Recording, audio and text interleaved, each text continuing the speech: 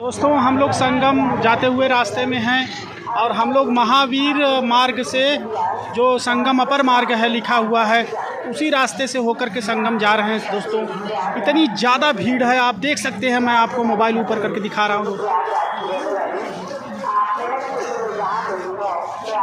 इस रास्ते पे इतनी ज़्यादा भीड़ है दोस्तों कि चलने में बड़ी मुश्किलें आ रही हैं और बहुत ही धीरे धीरे चल करके हम लोग संगम मार्ग की तरफ जा रहे हैं। दोस्तों, अभी पहुँचे नहीं हैं।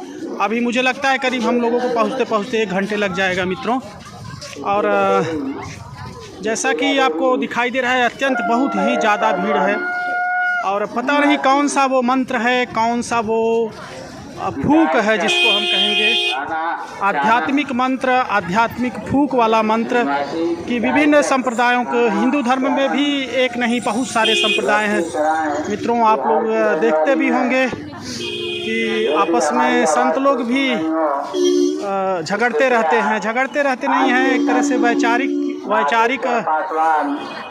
मतभेद जरूर होता है उनके बीच, लेकिन अब यहाँ पर आकर के सभी लोग आध्यात्मिक रूप से एक हो जाते हैं, चाहे शैव हों, चाहे वैष्णव हों, और चाहे जिसके भी भक्त हों, चाहे कृष्ण के भक्त हों, चाहे राम के भक्त हों। लेकिन यहाँ पर समस्त हिंदू धर्म के संप्रदाय यहाँ पर आकर के उनका एकीकरण हो जाता है, वो एक हो जाते हैं। और बहुत सारी भीड़ पूरे भारत से, देश से ही नहीं विदेश से बहुत सारी भीड़, बहुत सारी जनता यहाँ पर आकर के एकत्रित होती है, स्नान करती है।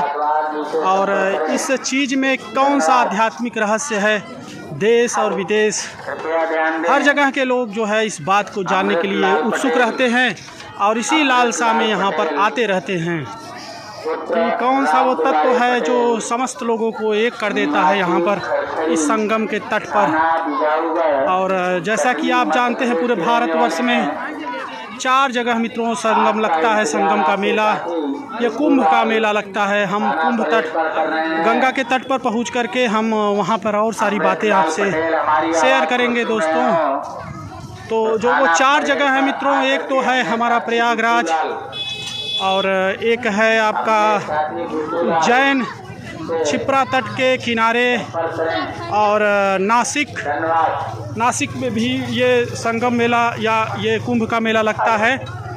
और चौथा जगह है हमारे बगल में उत्तराखंड में हरिद्वार, जो कि पहले उत्तर प्रदेश का ही हिस्सा था, लेकिन अब बंटवारा हो गया है, अलग स्टेट है। तो ये 4 जगह हैं इस तरह से जहाँ पर संगम या कुंभ का मेला लगता है दोस्तों। और ये बहुत ज़्यादा मात्रा में भीड़ है और हम लोग संगम पथ पर आगे की तरफ बढ़ते हुए, महावीर मार्ग है, वहाँ रास्ते में लिखा था महावीर मार्ग, ऊपरी मार्ग, अपर मार्ग।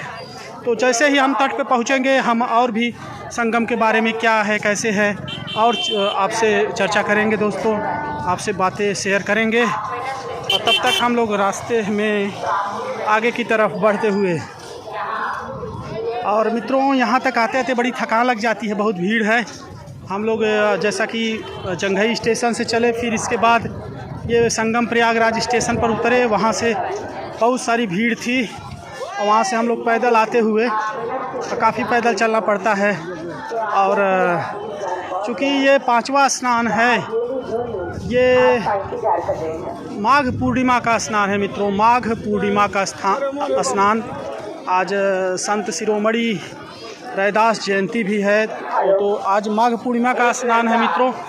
तो ये एक प्रकार का शाही स्नान है और 6 स्नान होते हैं संगम के, मतलब मेले के 6 स्नान मुख्य होते हैं। और इसमें जो है बहुत भीड़ लगती है इस स्नान में, इसीलिए आज इतनी भीड़ है मित्रों। और हम लोग धीरे धीरे संगम मार्ग पर आगे बढ़ते हुए, जैसे ही हम पहुँचेंगे, हम आपको संगम तट का भी नज़ारा दिखाएंगे। और यहाँ पर बहुत सारे अखाड़ों के संत आकर के अपना शिविर लगाते हैं 1-1.5 महीने के लिए। बहुत सारी ज्ञान की गंगा यहाँ पर प्रवाहित होती है। लोग यहाँ पर कल्पवास करते हैं 1-1 महीने तक के लिए। और जैसा मैंने बताया आपको पहले ही कि प्राचीन काल में मोक्ष प्राप्ति के लालसा से यहाँ लोग आया करते थे। अब वो जो वट वृक्ष है जिसको अकबर ने अब घिरवा दिया है, किले के अंदर कर दिया है, वहाँ पर आत्महत्या कर लेते थे मोक्ष प्राप्ति की लालसा हेतु। तो यहाँ पर स्नान बहुत ही पुण्य का काम माना जाता है। कहते हैं शाही स्नान के दिनों में, कुंभ मेले के दिनों में जो गंगा और यमुना नदी है उसका पानी अमृतमय हो जाता है और वहाँ पर स्नान करने से शांति, पुण्य लाभ, समस्त पापों का निवारण होता है।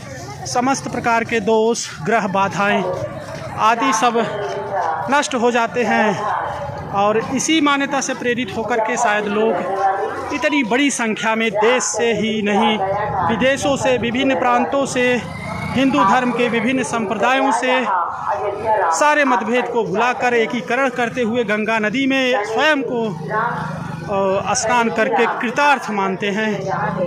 और यही है संगम महात्म्य, यही है कुंभ मेले का महात्म्य। और अभी तक हम लोग संगम तट पे पहुँचे नहीं हैं और बहुत ही भीड़ है।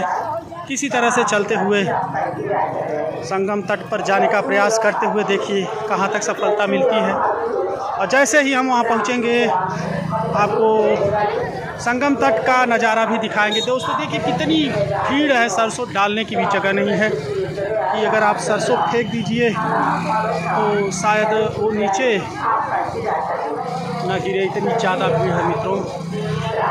और हम लोग चलते हुए और यहाँ पर जगह जगह विभिन्न अखाड़ों के संतों के शिविर लगे हुए हैं। आप वहाँ पर भी जा कर के ज्ञान की गंगा में डुबकी लगा सकते हैं। दोस्तों एक तरह से स्नान तो होता ही है, यहाँ के जो संत लोग हैं उनके शिविर में भी जाएं, उनकी बातों को सुने तो जाके आपका जो संगम स्नान है वो और फलीभूत होगा, क्योंकि कुछ जानने, सुनने और सीखने का भी अवसर मिलेगा। इसीलिए तो लोग यहाँ पे कल्पवास भी करते हैं। दोस्तों देखिए दोस्तों हम संगम तट पर पहुँचते हुए और उस पार झूसी है और इस पार इलाहाबाद का किला, तो देखिए वो मंदिर भी दिखाई दे रहा है। और ये गंगा नदी का आप दर्शन करिए मित्रों।